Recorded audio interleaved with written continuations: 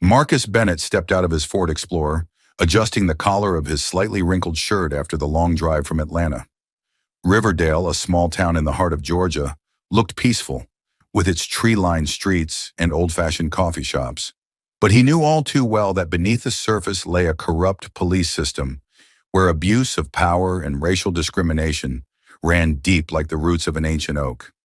Today, Marcus wasn't arriving as the new police chief. He walked through the station doors looking like an ordinary man.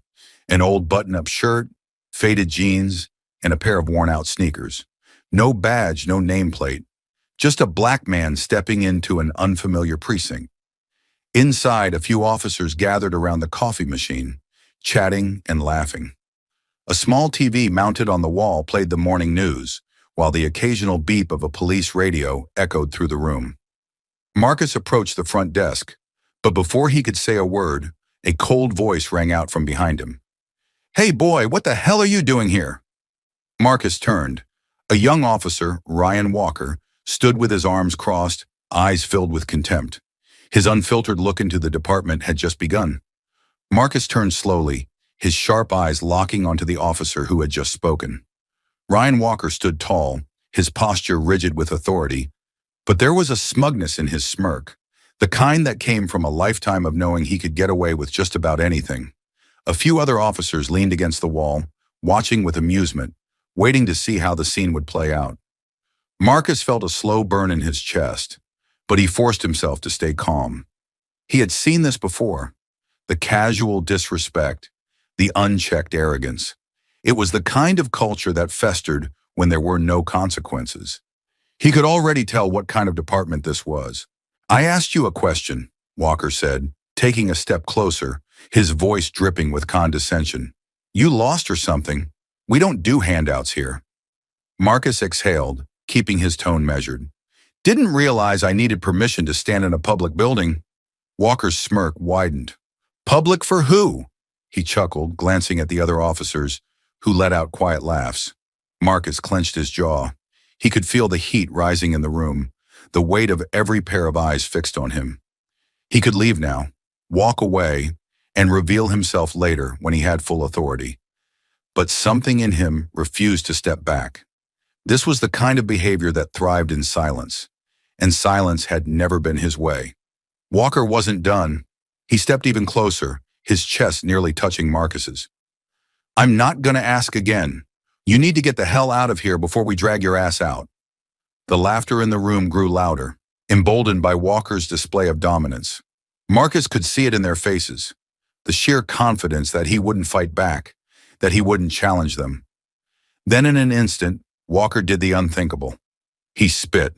Warm saliva struck Marcus's cheek, sliding down his skin. The room erupted into laughter, a few officers whistling, others slapping their thighs in amusement. For a long second, Marcus stood completely still. A slow, eerie silence crept into the room, swallowing the laughter as the officers realized he wasn't reacting the way they expected. With deliberate slowness, Marcus reached into his pocket and pulled out a white handkerchief. He wiped his face, calmly, precisely, folding the cloth with practiced ease. His heartbeat thundered in his ears, but he didn't let it show. Then he spoke. "Is this how you treat everyone who walks through these doors?" His voice was dangerously even, cutting through the space like a blade. Walker smirked. "Just the ones who don't belong." The laughter started again, but this time it was weaker, uncertain. Marcus nodded once, as if that was all he needed to hear. Without another word, he turned and walked away, heading straight toward the main office. Because now it was time. Time to show them exactly who he was. Marcus stepped into the main office, his stride slow, deliberate. His heart still pounded from the humiliation, but he had learned long ago to master his emotions. That moment in the break room, it wasn't just about disrespect, it was about power. Ryan Walker and the others had laughed because they thought they owned that space. They believed that men like Marcus didn't belong, that they could treat him however they pleased with no consequences. But they were about to learn just how wrong they were. The station's intercom crackled to life. "All personnel report to the briefing room immediately." Marcus straightened his shirt, wiped the last trace of spit from his cheek, and took a deep breath. Now was the moment to reveal himself. The briefing room buzzed with conversation as officers filed in, some still clutching coffee cups, others chatting about weekend plans.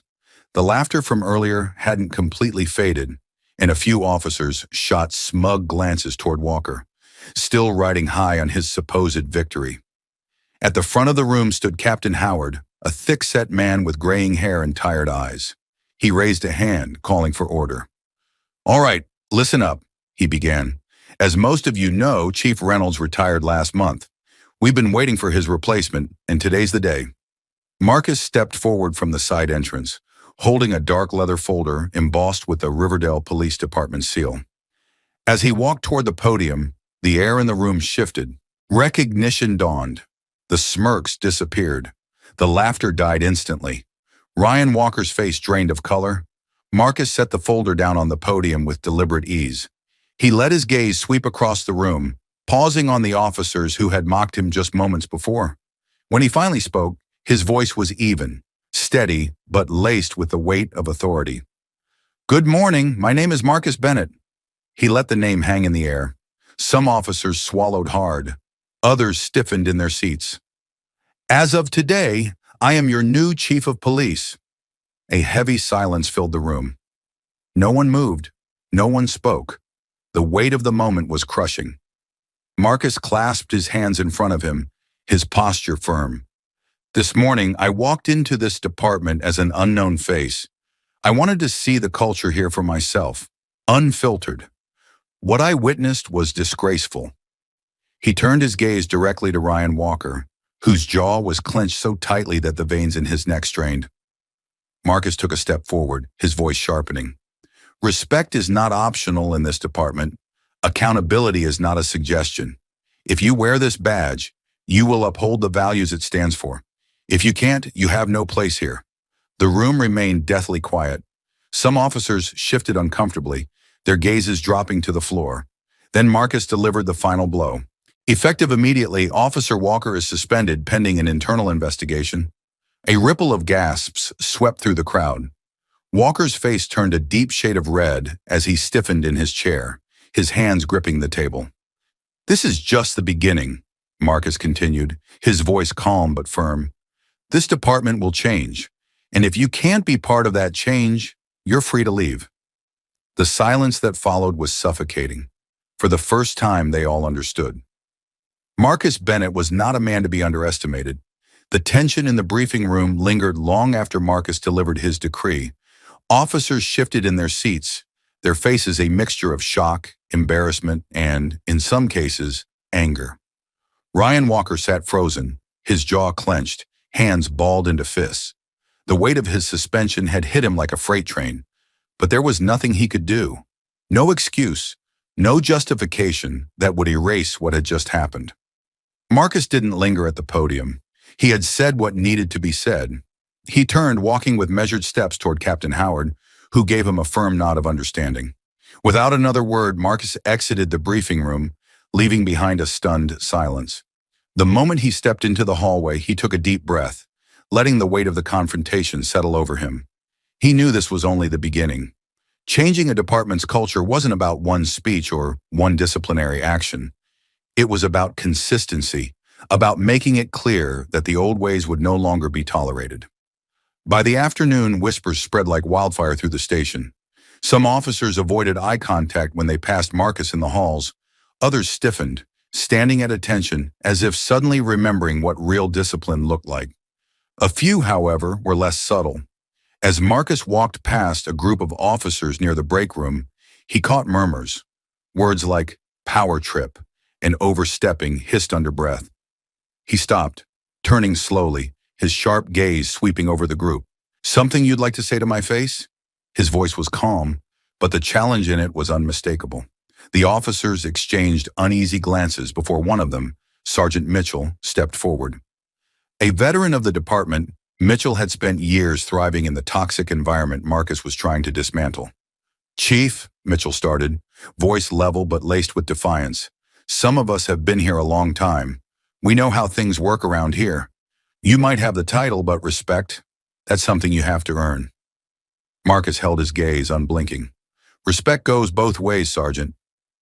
You're right, I intend to earn mine. But let me be clear about something. If you think respect comes from tolerating discrimination, intimidation, or abuse of power, then you're in for a rude awakening. Mitchell's expression darkened, but he said nothing. Marcus let the silence hang for a moment before stepping closer. You don't have to like me. You don't have to agree with me. But if you can't uphold the principles of integrity and professionalism, you won't have a place here. He let the words settle, then turned and walked away, leaving the group standing stiffly in the hallway. Later that evening, Marcus sat in his office, reviewing reports when a soft knock at the door broke his focus. It was Officer Elena Brooks, one of the younger recruits.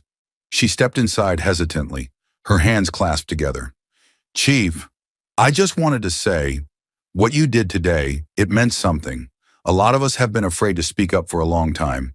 But if you're serious about changing this place, I want to help. For the first time that day, Marcus felt a small sense of hope. Then let's get to work, he said. Over the next few weeks, Marcus made his presence felt in every corner of the precinct. He walked the halls daily, observing, listening, and making it clear that his leadership wasn't just about words, it was about action. Some officers adapted, realizing that the old ways wouldn't be tolerated anymore. Others, like Ryan Walker and Sergeant Mitchell, resisted, their bitterness brewing beneath forced compliance. One evening, as Marcus left his office, he overheard hushed voices in the break room. Stepping closer, he recognized Mitchell's gruff tone. Guys turning this place into a damn daycare. Can't even joke around without someone crying about it. Another officer grunted in agreement. It's like he's trying to wipe out everything that makes us cops. Marcus had heard enough. He stepped inside, his presence sending a wave of tension through the room. You think accountability makes you less of a cop? His voice was calm, but the steel beneath it was unmistakable. If your job depends on disrespecting others, then you were never meant to wear that badge. No one dared to respond. Mitchell looked away, jaw tight. Marcus let the silence linger before leaving. As he walked out, Officer Elena Brooks caught his eye and gave him a nod of quiet support. Change wasn't easy, but step by step, he was breaking the cycle. Marcus's story teaches a powerful lesson about leadership, accountability, and the courage to challenge a broken system. True leadership isn't about maintaining comfort. It's about making difficult decisions, even when they're unpopular.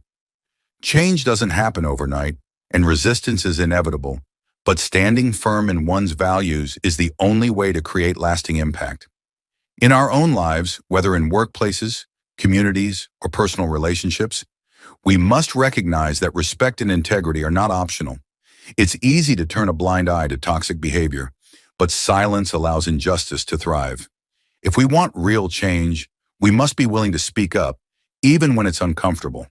The story reminds us that power should never be wielded to oppress. It should be used to uplift and protect.